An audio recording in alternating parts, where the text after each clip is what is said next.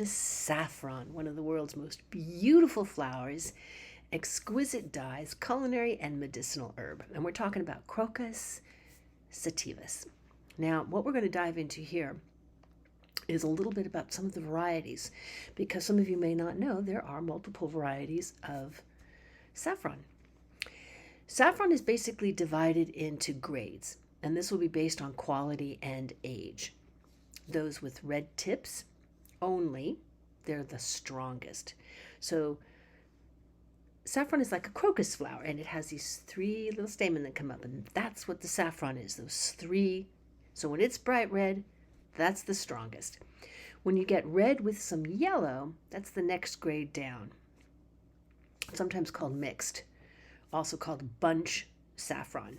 And then there's just yellow saffron, and it'll have aroma and scent, but it's not going to have a lot of dyeing ability. This is one of the other great properties of saffron. It's been used in many sacred groups, from the Buddhists to the Hindus and many others, for that bright saffron yellow color, because it was readily available, and it's a very good dye. It really stays, compared to, say, turmeric, which also makes a yellow dye but isn't going to last as long. It starts to die down. You can wash turmeric out of your clothing. Saffron is pretty significantly a dye. Now, Spanish grown saffron, which is generally labeled La Manche, is a protected status. So it's sort of like champagne.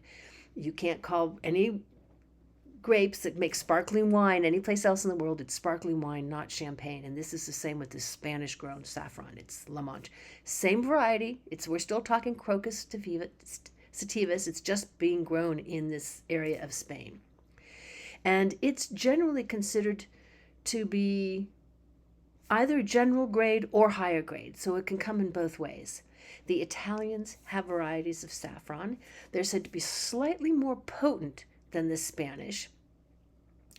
And there's what's known as the Aguila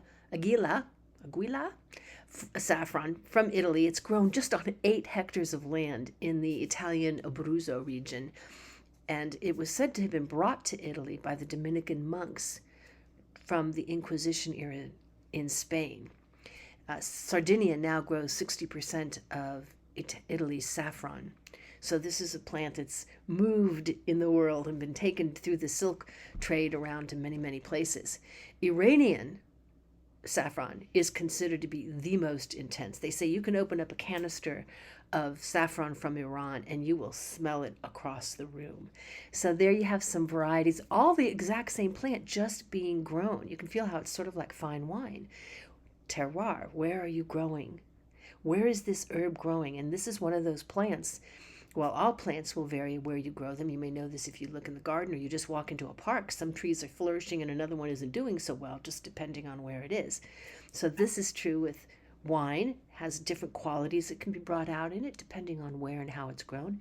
And it's true with saffron. Saffron is going to be best have its qualities, its potency brought out if it's soaked in milk or broth or water, all warm water, all common ways for doing this. And it's going to have this wonderful earthy sort of floral scent.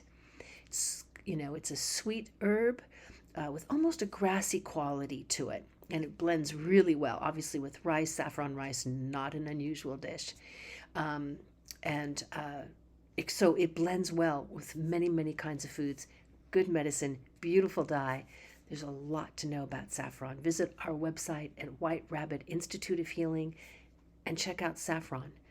It will surprise you with some of its healing properties.